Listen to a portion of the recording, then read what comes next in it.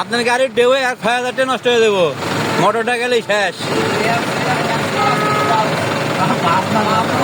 ওই আজমিরি একটা গেছে মানে বঙ্গোপসাগর ঢেউ গেছে।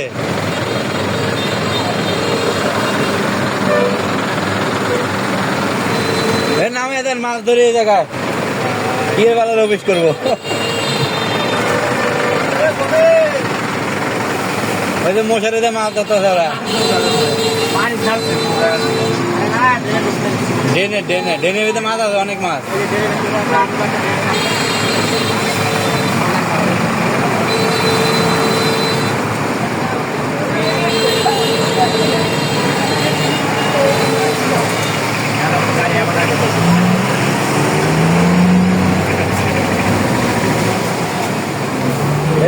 যেতে পারবেন?